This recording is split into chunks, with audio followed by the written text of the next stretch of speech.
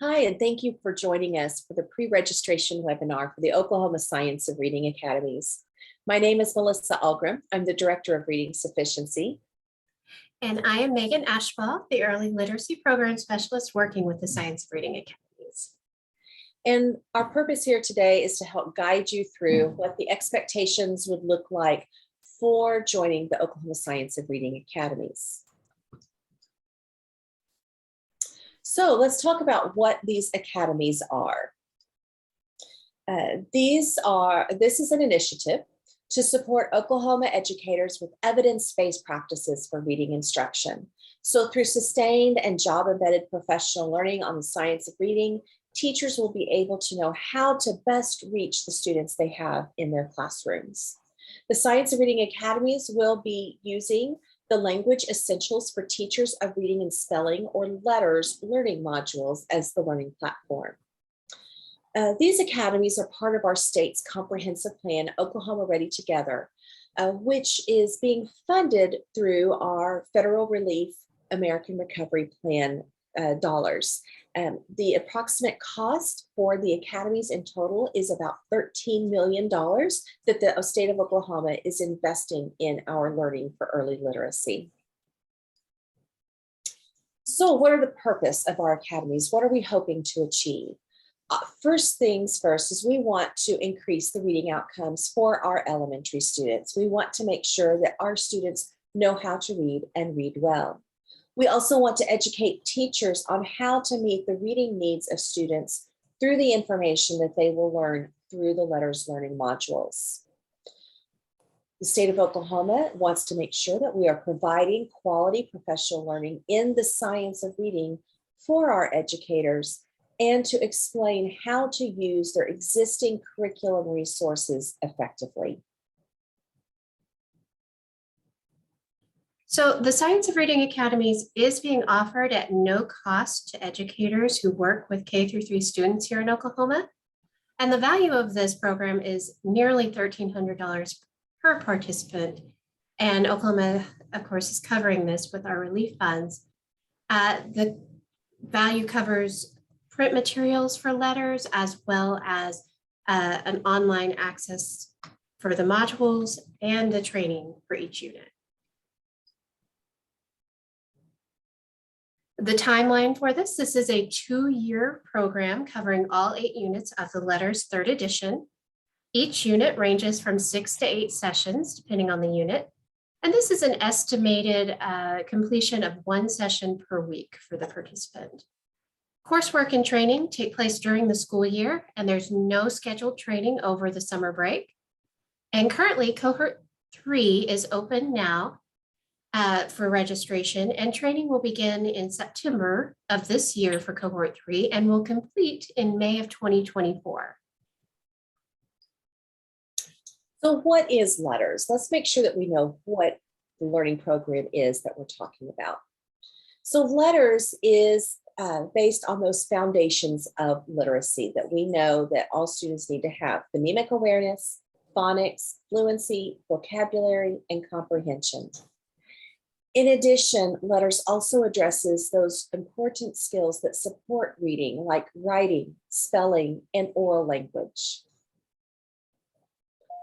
Teachers will learn through LETRS through the different volumes. In that first year, volume 1, they will have units 1 through 4, in which participants will really look at deep dive into theoretical models from reading science, as well as looking closely at phonology, basic and advanced phonics, as well as how screening and educational diagnostic assessment can be used to help really reach their students. In the second year, volume 2, participants will look at units 5 through 8, which takes a deeper dive into how to teach vocabulary, language, and reading comprehension, as well as writing. So there's some different modalities that are used through the LETRS program. One is that you will participate in some online asynchronous modules. And through those modules, you will do some short readings, watch videos of somebody explaining concepts so that you're having some oral participation there. And you will also have access to print materials. So you will also get 2 print manuals that goes over some of that same information that's going through on your online sessions, but maybe in a slightly different way. And then after each unit, or the 6 to 8 sessions, you will engage in either a face-to-face or a virtual session with a trained facilitator and colleagues that are also going through letters at the same time, so that you can take a deeper dive into some of those big concepts that were addressed in that unit, and maybe practice some practical application opportunities for how to do something or how it might look in your classroom. Letters uses a blended model of both online work and print materials. So one of the things that participants have found to be very helpful is to have that session up on their computer and their print manual right beside them at the same time. And so as you're going through the online module, you might see 4 or 5 different sections within that session. And so you might listen to the videos or read the material within that first section, and then turn to your print material and read that to help reinforce what was just discussed. And then to go back and forth between the online module and the print materials to really help increase how you are learning, just like what we do with our students in the classroom. You will also find on those online modules different embedded videos that show what this actually looks like in a classroom. So you'll see teachers working with real students, troubleshooting with different programs, or saying, this is how we just discussed this concept. This is how it looks when it's actually being taught in a classroom. So a lot of times you'll see this with small groups so that you can really see how the teacher-student interactions go, or maybe the teacher words as they're trying to get across a concept. Then also you'll see some different activities and active learning pieces as part of the Letters platform. And in both the online through PDFs, as well as in the appendices of the print materials, you'll see some different supports that you can use in your classroom. For example, you might see a general phonics lesson plan template, which they will go over quite extensively, actually in units 3 and 4, of how to really address phonics in your classroom. Now you'll notice that this is a template because it's not a set of lessons being given to you. Letters is going to give you the knowledge to enable you to use the resources that you have in your classroom already, to be able to maybe tweak things a little bit or find out where you might need to supplement just a little bit, and give you the tools to be able to do that effectively and efficiently. So you might see a template for how can we make sure that we're addressing all of the components of a quality phonics lesson plan. You might also see a checklist for how to address comprehension. What do we do for before reading, during reading, and after reading to ensure that our students are able to engage with and understand the text that they're working with? You'll also might find a sample scope and sequence for word studies so that we can see what is it that we should expect our typically developing students to be able to do in certain grade levels when it comes to being able to work with words and to be able to read and to spell.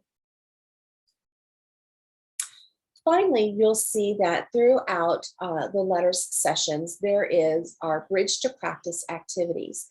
These are activities that allow you to take what you have just learned through the online modules and through your print materials, and then to apply them in small chunks. So just like, again, what we do with our students, we read about something and then we have an opportunity to apply it so that we can really get that embedded down and we can actually use the information that we're learning. So these Bridge to Practice activities, again, accompany each of those sessions each week. What they generally recommend is that you select 3 students out of your classroom or 3 students that you can work with regularly to practice these activities. So it might include doing an intervention type activity, or to give them a short diagnostic assessment to see where they might need additional help, but to be able to troubleshoot some of those things. These types of activities are things that might be discussed further in your facilitated trainings. And they're also a great opportunity that if you are working through letters with other colleagues, either in your building or some colleagues that you know of, to say, let's bring those bridge to practice activities. How did we apply what we learned? What did we notice? I know this seemed really odd. How can we help work through that? So it gives us that jumping off point to really have those robust conversations about what we're learning and how that can actually change our practice in the classroom. So we had mentioned before that at the end of each unit, there is a facilitated session with a LETRS trainer. When you register, you will choose the training options that best fit your schedule and your needs. Some of these options you will choose between virtual or blended. And blended in this instance means both a mixture of virtual trainings and in person when those are able to be offered. You'll choose the time of day you would like to attend, which is during the contract day, in the evening, or even on Saturdays. Again, you can select the day of the week that works best for your schedule. And then finally, if you selected a blended option, meaning you could attend in person, you will select the location that is most convenient for you, and we will do our best to match up your preferences with what's available. As for when the facilitated sessions are, if you select a virtual option, these will be broken down into 2 3-hour sessions for each unit. Evenings will always be virtual. And if you selected blended, half of your sessions will be the 2 3-hour sessions of virtual learning, and then half will be in person. And the in-person sessions will be 1 6-hour session for each unit. There is a minimum number of participants to qualify for a group. So if there is an instance when a group does not have enough to make, that group will then turn virtual and merge with another learning group. So they will still be able to attend training. So what should you expect when we get ready for these facilitated sessions? So if you are attending during the day, it is critical that you have coverage for your class. We all know how hard it is to teach. It's also hard to listen for professional development. You can't do both at once. So the district, if you are choosing to do this during the contract day, the district will need to pay for your substitute. And so you do need to clear this with your administrator before registering if you are going to select this option. If substitutes are going to be a problem, either because of being able to pay for them or because they are not available, then we would suggest that you look into an evening or Saturday selection for your facilitated sessions. Each participant will need to log in on their own device. We know we have several schools where we have multiple teachers in that school and they want to be together for their session. That's perfectly fine. What we see a lot of schools doing to do this effectively is they might all meet together in a classroom or a library where everyone has their own device and some headphones, and they're able to log in and interact and still have those conversations during a break. But be aware that these sessions are not just a sit and listen to a talking head. These are highly interactive sessions that involve you answering things like polls, doing activities maybe on a Jamboard, entering answers into a chat, being able to have a conversation. So if you are not on your own device, we have found that you're not able to interact as effectively, which really takes away from the quality of that session, not only for you, but for everyone participating. We do ask that cameras be on if at all possible. We understand that sometimes there are exceptions to that, but it does really help, again, with the energy and the quality of the session if your camera is on so that you can interact. I know just even presenting myself, it can be much easier to actually talk to faces rather than the blank screens with just a name on them. And as a participant, you do need to be in a place where you can interact throughout the session. So we know we all have busy lives. We do as well. We're trying to shuttle kids back and forth or help parents out, go to appointments. So if you know that you're not going to be able to interact, that might not be the best time for you to attend. So we do need you to be able to engage in that session. It is helpful to have your print manual with you as well as any note-taking materials. Personally, I like to have a stash of Post-it notes because we go back to those print manuals throughout the session, referring back to those pages so that I can mark those pages that were really important for me to refer back to as I'm still continuing to help my students and figure out how to work through this with my classroom. So what happens if you can't attend at that time? We all know emergencies happen, kids get sick, we get sick, an appointment comes up that we can't reschedule. Never fear, we have it covered.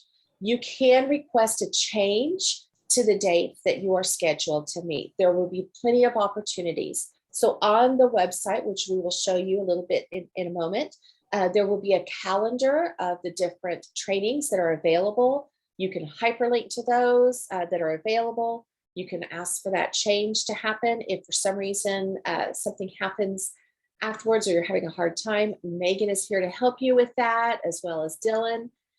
We will get that taken care of. If it is an emergency, please do not make this your first priority. Please take care of yourself first. So if you're on their way to the emergency room or you have a kid that has suddenly gotten very ill, we can take care of it after the fact. As much as we can do beforehand, it makes it much easier for us and for you. But we've all received that panic call 5 minutes before a session starts, saying that we've had somebody that said they're on the way to the hospital. This should not be your first call. We can take care of it, but we do have that opportunity for changing that. If you know that you are going to miss more than 10 minutes of a session, we ask that you do reschedule for another time. These sessions will go from the very beginning to the very end, and they are jam-packed, full of information. So if you're missing more than 10 minutes on either side, you really are missing an incredible amount of information. It is also really kind of a distractor for the trainer as well as the other participants. So out of respect for everybody involved, we do ask that you reschedule if you know that you're going to have to leave more than 10 minutes early or join more than 10 minutes late. Be aware that sessions are not recorded. Again, because of how interactive they are, trying to watch a recording of that would really serve the same purpose as the asynchronous sessions that you're already doing. This is the opportunity to work with other colleagues to really be able to work with that. So that recorded session doesn't suit the purpose for this. So let's talk about the total time commitment. This is a very heavy, intense coursework load, and it is going to take some time. We estimate 1 hour per week. Some sessions may take more than an hour. Some sessions may take less than an hour. So that's why it is an estimate. For volume 1, you'll see we estimate 32 hours, and for volume 2, about 24, for a total of 56 asynchronous hours of study. The facilitated sessions, as we had said, are 6 hours per unit. So following each unit, you'll have a 6-hour training, and there are 4 units for each volume, which would mean a 48-hour total on top of the 56 hours already committed for asynchronous. And recall that this is a total time over the course of a 2-year span. So you'll see volume 1 would be in year 1, volume 2 would be in year 2. So you can kind of cut those hours in half if you're looking at what the year commitment would be. We have had questions of, can we just do the asynchronous work or can we just do the facilitated sessions? These really do work in tandem. In order to go through letters to participate in this, we need the commitment to be able to do both the asynchronous work and the facilitated sessions. So what is it that our current participants think? Because we do know that this is a lot of work. Megan is currently going through letters herself. I have gone through letters and have also trained for letters as well. So we are right there with you and are aware of what is involved. But we did ask our current participants to kind of give us their thoughts. And we saw an overall theme in that, and you'll see a few quotes on your screen. But the overall theme from people who go through letters is that they realize, as they very early into the program, how little they really knew about how students learn to read, which can be somewhat frustrating sometimes, because as certified teachers or teachers who are already working with this, we want to know why we sometimes don't know this information. Regardless of why, this program will help us understand how does the brain learn to read and how do we help students who are struggling with getting to that point.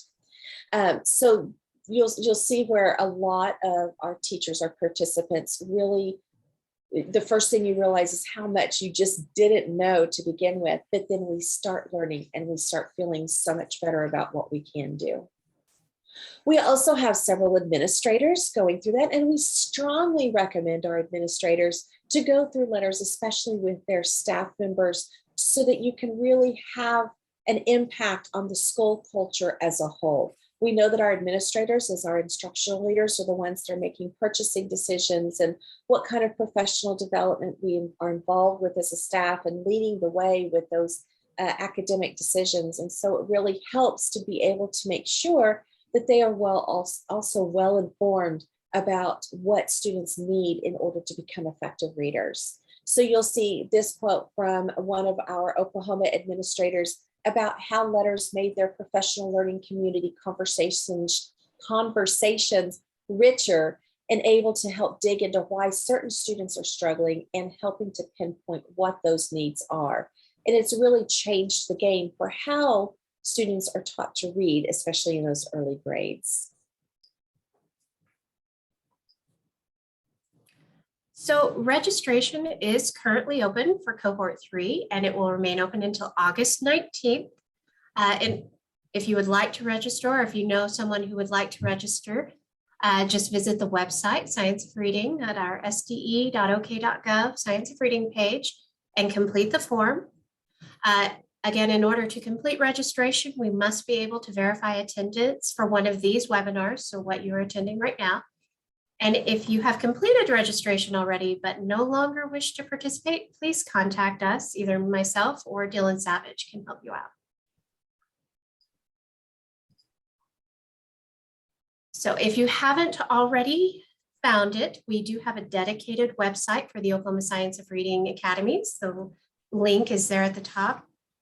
And we also communicate with our participants through newsletters and social media as well to keep everyone abreast of what's going on. There are 3 members of our OSD staff dedicated to help you in the Oklahoma Science of Reading Academies. You'll see Melissa and myself listed here. We are joined by Dylan Savage, our reporting specialist, and any 3 of us can answer any questions that you have. So please use our contact information here, either email us or give us a call if you need us. So thank you for attending these. We will have a moment here for questions that you might have. But also know that if it's something that you are not wanting to ask on this webinar, you're also welcome to send any of us an email. We will get that. We just want to make sure that you are set up to be as successful as possible as we really work to shift the learning for our students in Oklahoma in the area of reading.